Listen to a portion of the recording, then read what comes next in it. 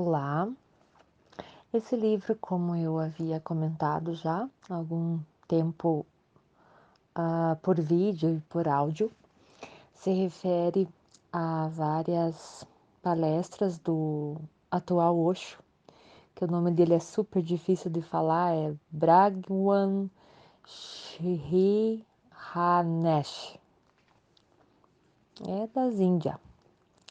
Então, e por que que eu descobri esse livro? Há muitos anos atrás, muitos mesmo, eu vi aquele programa Estrelas. Era um sábado e eu estava fazendo alguma coisa no computador e estava assistindo o Estrelas.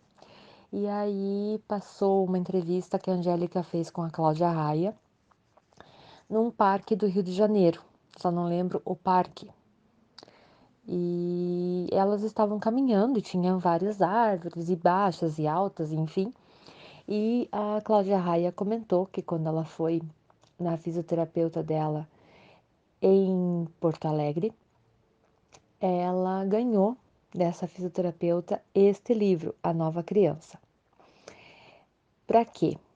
Para que ela pudesse ter outra visão da educação dos filhos, da forma dela viver. E neste livro, na parte que ela achou super interessante, o autor, através de suas palestras e a reunião de vários eventos que ele participava e participava, né? E coletâneas, né, de locais, entrevistas e tudo mais, ele comentava que uma criança, que você precisa educar uma criança da forma que ela suba numa árvore com a ideia dela, de como subir, de como projetar de um galho para o outro, enfim. Por quê? Porque as pessoas, ainda mais atualmente, que não tem muitos filhos, que daí zela, cuida, coloca na escola e faz curso disso e curso daquilo, ótimo, né? É um preenchimento, né? Também dessa situação financeira que cada um tem, que cada um quer prosperar, melhorar de vida, né? Com os estudos. Mas o que que ele fala? Ele fala que quando uma mãe, tipo, coloca uma criança para andar, não bata aqui, cuidado com a quina, cuidado. Não, tem que deixar que ela não saia correndo, mas que ela entenda que se ela, né, bater, vai acontecer isso. Agora, se cada momento a mãe ficar ali, não bata, não faça, não, a criança ela vai crescer com medo. E veja, muitas depressões, muitas síndromes do pânico são frutos desta criação. Então, ninguém é perfeito, só Deus, né, para que possa avaliar a nossa capacidade de inteligência, de mudança, de emoção, de sentimento, né, de espiritualidade. Mas nós podemos conhecer outras formas de viver e abrir a nossa mente. Na verdade, os livros para mim são isso, né, uma forma de abrir a mente, de você ficar mais crítico. Não é que eu vou seguir isso a minha vida inteira, até porque, mesmo fazendo terapia, indo na psicóloga e tudo mais, cada um sabe aonde aperta e como mudar, ou não sabe, e luta cada dia por isso. Então, eu leio não só para mim. Primeiro para mim, porque eu quero ler, quero aprender, quero desenvolver e tudo mais, mas eu leio para que eu e outras pessoas possam evoluir. Eu evoluí na minha dicção, na organização dos meus horários. Depois eu coloco no YouTube e assim vai. Desejo uma boa leitura a todos. Esse livro é bem curtinho, então vai ser bem proveitoso. Condicionamento, um substituto para a inteligência. Amado Bhagwan, os idiotas nascem idiotas, ou são treinados para tal. Essa é uma pergunta complicada. Quase 90% dos idiotas são treinados para tal. 10% nascem idiotas. E esses 10% nascem por causa dos 90% que foram treinados. O homem, desde os primórdios, tem vivido uma vida muito esquisita. Esquisita no sentido de necessitar de idiotas. Se você não tiver idiotas, não terá o sábio. Se você não tiver os idiotas, não terá os assim considerados gigantes do intelecto. É praticamente uma necessidade que a categoria dos idiotas permaneça. Ninguém examinou em profundidade como a sociedade tem funcionado até agora, mas a maneira pela qual tem funcionado pode somente ser descrita como totalidade criminosa. A sociedade necessita somente ser descrita por categorias e hierarquias. Essa tem sido até agora uma sociedade competitiva, e a própria ideia de competição é muito perigosa para os seres humanos. Você chama um homem de idiota somente ao compará-lo com alguém que parece ser inteligente. Um pequeno garoto disse: Eu era um convidado em sua casa. Estava sentado no jardim, ao entardecer, e era a única criança da família. Ele não tinha mais de 6 anos de idade. Eu lhe perguntei: Qual é seu nome? Ele disse: Bom, quanto ao meu nome, até agora eu costumava acreditar que meu nome fosse Não. Agora comecei a ir para a escola e lá descobri que esse não é meu nome. Ele está dizendo algo tremendamente importante. Qualquer coisa que a criança esteja fazendo, os adultos estão lá para dizer: não faça isso. Ninguém recebe permissão para florescer de acordo com sua própria natureza intrínseca. E essa é a principal causa da criação de tantos idiotas no mundo. Mas eles estão servindo a um determinado propósito.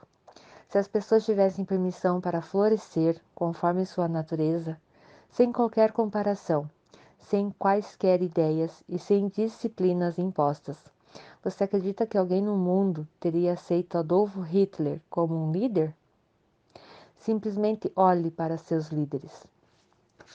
Os idiotas têm sido absolutamente necessários para que algumas pessoas proclamassem seus egos. Para algumas pessoas, subir na vida ganhar o prêmio Nobel, e pense apenas por um momento se todos estivessem vivendo de acordo com a própria natureza e não tentando ser outra pessoa. Uma tremenda inteligência explodiria dentro de cada um. Trata-se de uma lei básica da vida e da existência. Ainda bem que as flores não escutam seus professores, seus líderes, seus políticos. Senão eles diriam para as rosas: O que estão fazendo? Torne-se uma flor de lótus. Mas as rosas não são tão tolas. Mas se apenas para argumentar, as rosas começassem a tentar ser flor de lótus, o que aconteceria? Duas coisas com certeza. Não haveria nenhuma rosa, porque toda energia estaria envolvida em tornar-se um lótus. Em segundo lugar, uma roseira não pode produzir uma flor de lótus.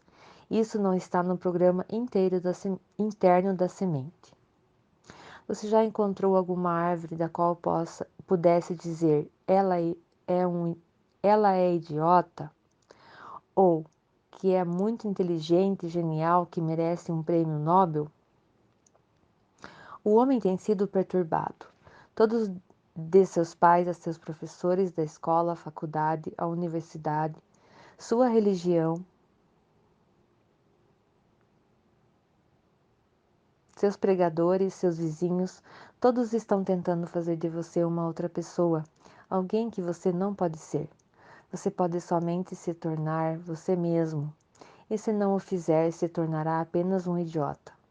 Eu chamo toda a história da humanidade de um grande e injustificado crime contra cada indivíduo. Ela serviu aos interesses estabelecidos. As pessoas que estão no poder, as pessoas que são eruditas, e isso é outro tipo de poder. As pessoas que são ricas, e isso é outro tipo de poder. Nenhuma delas gostaria que cada um fosse centrado em si mesmo, porque um homem centrado em si mesmo não pode ser explorado, não pode ser escravizado, não pode ser humilhado, não pode ser forçado a desenvolver um sentimento de culpa cancerígeno. Essas são as razões pelas quais a humanidade não foi permitido crescer. Desde a mais tenra infância, toda criança é condenada. Tudo que disser, tudo que fizer, jamais estará certo. Naturalmente, ela passa a ter medo de dizer qualquer coisa, de fazer qualquer coisa por conta própria. Ela é apreciada se for obediente. Ela é apreciada ao seguir as regras e regulamentos feitos pelos outros. Todos a apreciam. Essa é uma estratégia. Condene o homem que estiver tentando levantar-se sobre os próprios pés. E aprecie o homem que for apenas um imitador. Naturalmente, sua semente interior, sua potencialidade, jamais terá uma chance de crescer. Estou lembrando minha própria infância. A coisa se tornou tão enraizada, que já nem mais é questionada. Se eu estiver sentado em silêncio, fatalmente alguém se aproxima e pergunta: por que você está sentado em silêncio? Estranho, eu não posso ficar sentado em silêncio. E se eu fizer barulho e pular na casa, você é louco? Por que está pulando por toda a casa? Vendo a situação, decidi que era melhor começar a brigar desde o princípio. Porque uma vez que você esteja enredado com essas pessoas, será muito difícil escapar da multidão. Meu pai ficava muito admirado e dizia: você jamais responde uma pergunta. Pelo contrário, você faz outra pergunta. Eu dizia: eu compreendi tudo. Se estiver sentado em silêncio e você pergunta: por que você está sentado em silêncio? Não responderei. Eu responderei: por que não deveria sentar em silêncio? Você terá de responder: você é um homem amadurecido, experiente e eu sou apenas uma criança. Responda-me, porque eu não deveria sentar em silêncio? Toda a família, pouco a pouco, compreendeu que não se podia obter qualquer resposta desse garoto. Ele imediatamente vira a questão e você fica em dificuldades. Eles deixaram de me perguntar coisas. Chegou a um tal ponto que eu podia estar sentado e minha mãe diria: não vejo ninguém em casa, e eu estava sentado bem na frente dela. Eu preciso de verduras, alguém deveria ir buscá-las. E eu diria: se eu encontrar alguém, eu direi a você. Eu era considerado quase como um ausente. E eu provava isso, porque menos que você o prove, fica muito difícil. No início costumava me mandar: vai para o mercado, está na época das mangas, traga lindas mangas. Eu ia para a pior fruteria e pedia: dê-me as piores mangas que tiver e cobre o preço das melhores. Até mesmo os vendedores ficaram admirados. Que tipo de freguês é você? Você disse: que tipo de freguês? Você já viu muitos fregueses. Eu sou um freguês singular. E o vendedor ficava perfeitamente feliz em me dar as mais podres e cobrar o preço das melhores. E eu ia para casa e entregava aquelas mangas podres dizendo: essas são as melhores, eu paguei por elas. E as mangas cheiravam mal e minha mãe diria: jogue-as fora. Eu dizia: para que jogá-las fora? Há uma mendiga lá fora. Posso ir lá e dar-lhe as mangas. Até mesmo a mendiga não as aceitaria. Ela diria: nunca mais venha até mim, pois sempre que você vem, traz algo podre. Jogue-as para os cachorros. E eu ficava muito surpreso, pois até os cachorros tinham medo de mim. Se eu lhes jogava algo, eles fugiam. Lentamente concordaram que era melhor deixar-me em paz, fazendo o que queria. Uma coisa era certa: eu não ia ser ninguém especial na vida. Eles estavam certos. Eu confirmei a profecia deles. Eu sou um ninguém especial na vida. Mas quem se importa em ser especial? Eu sou eu mesmo e isso é suficiente, mais do que suficiente. A cada momento de minha vida, eu tive que lutar para proteger a mim mesmo, porque senão todos estão prontos para cortar suas raízes.